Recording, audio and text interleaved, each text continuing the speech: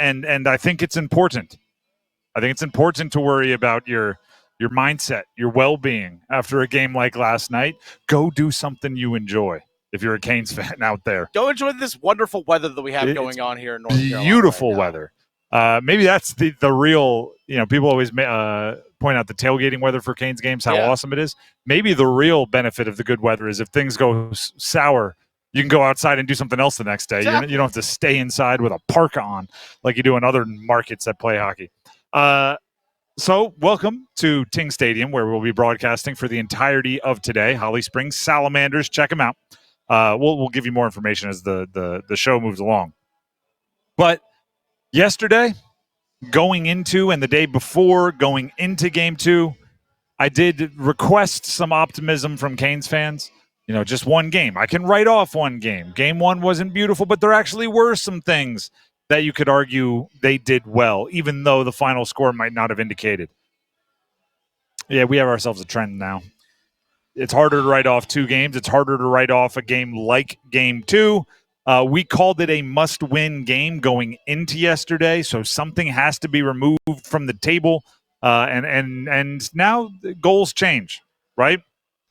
Now you go from, win the series, chase the cup, full steam ahead to, this 0 for 14 streak in the Eastern Conference Finals is getting referenced a lot, and it might be the move to just make sure you win a game and end that going into the offseason. For real. Just give us one play at home again, right? You have to win one on the road just to come back and play Game 5 at home. Those start to be the goals, the aspirations after a game like Game 2. And then you ask yourself why. What happened?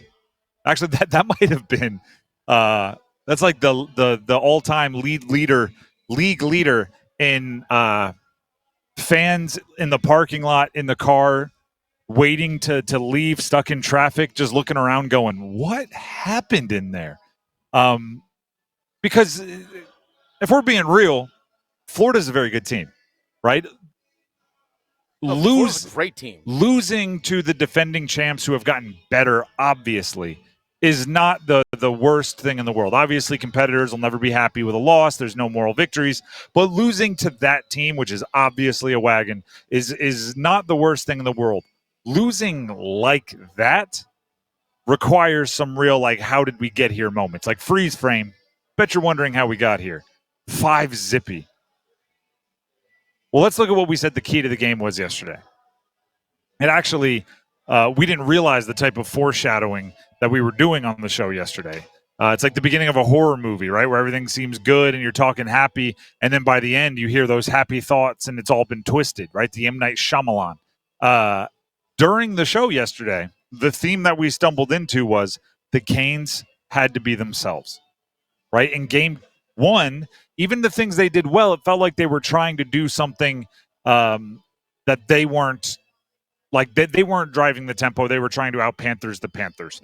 Mm-hmm. And so we made it, hey, you got to play Canes hockey. You got to be yourself. Don't try to do something that's not you. Don't panic and try to change up what you do. Well, I have some stats here in front of me. At 45 minutes of play, so this is 5 minutes into the third period, I looked at where we sit on Media Row. They have like a little scoreboard that just tallies shots on goal. And I looked up, and the Canes had yet to break double digits. 5 minutes into the third period, They sat at 9 shots on goal. Getting a ton of shots on goal is the Canes' thing. It's what they do. It's what, quite frankly, other teams make fun of you for doing. You're the shot merchants. You are all quantity, no quality, all about shots. Oh, you're just throwing them at the net. We defend that style of play because I think it works if you do it the right way. We defend your shot volume, get pucks on net, get pucks on net, get pucks on net. So going into a game where we thought the key was be yourself, and then you're sitting 45 minutes into the game and you have 9 shots, and that's your thing, you did not play Canes hockey. Mm-mm. And we could go on. There's more than Ryan Henkel tweet covers the team.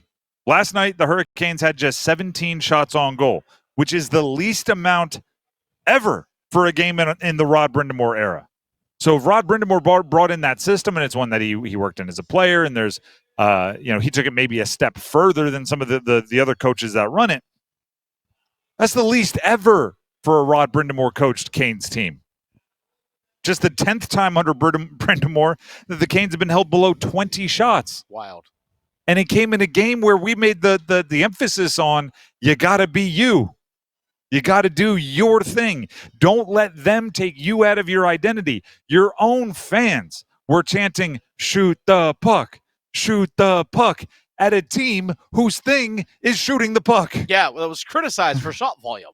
It was so outside of your character. It was so outside of what you do that your own fans were basically chanting, be yourself at you. Do you. And it's, I mean, I don't know, it's the equivalent of like Steph Curry deciding today I'm going to be a dunker. It's like, no, shoot the three. It's what you do. It's what you're best at. It's what makes you you. So that right there, to me, very early on, and actually it starts in the first 2 minutes of game one with Aho passing up the shot on the 2-on-1, and they don't even get a shot off on his attempted pass to Jarvis.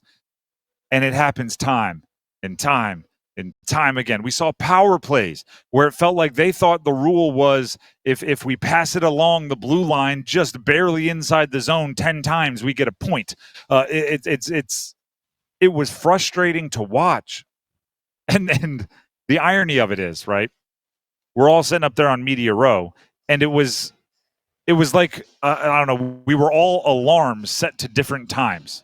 Or like we all snooze, and your snooze alarm goes off at 6 minutes and mine goes off at 8, because all you could do is sit there and you'd be watching, and two people down would go, shoot the puck. Yeah. And that wasn't the one that frustrated me. And then a minute and a half later, I would go, oh, you got to shoot that.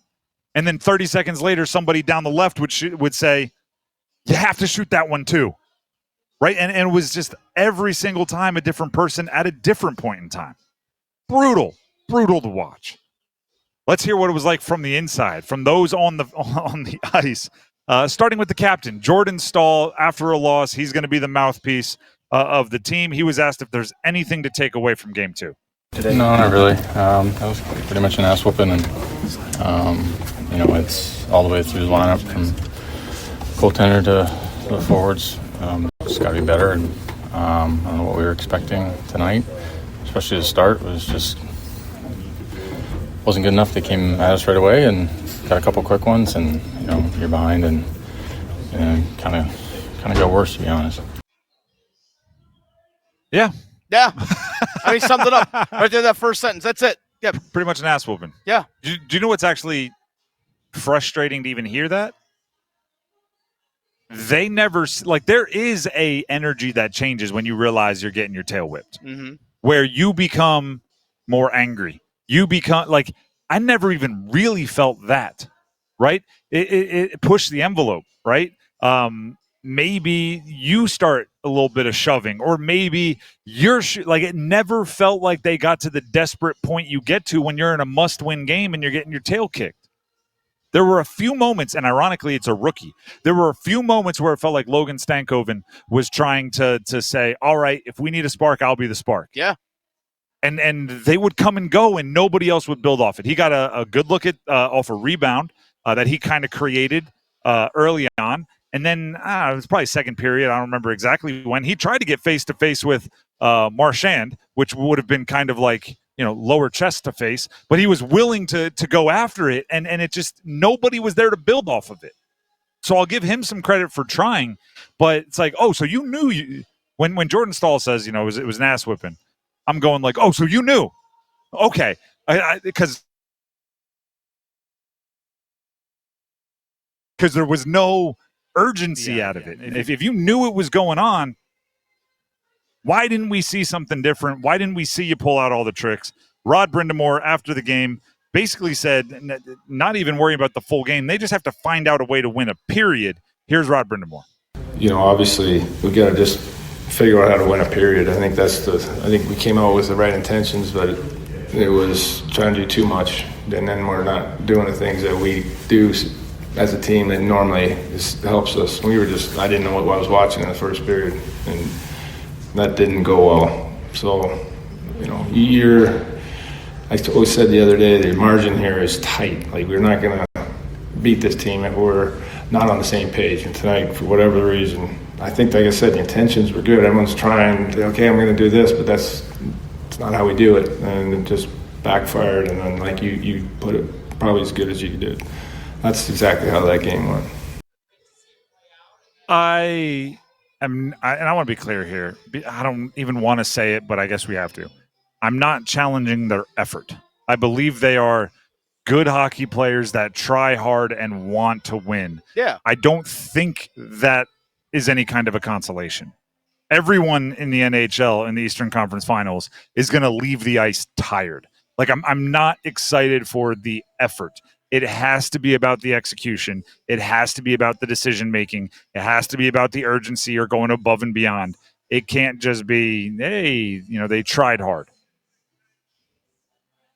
But yes, I guess technically they did. Yeah, but like Rod said, we can wrap on this. It's the fact that the intentions were good, but the players clearly got away from themselves. And there's one player in particular that Rob Brind'amour was asked about post-game, Andrei Svechnikov, that, he was on his own page. And guess what? Andrei Svechnikov directly resulted in 3 goals in the first period and for the other team. Those questions were written after the first goal allowed right at the beginning of the game. All right, we got to ask about Svech.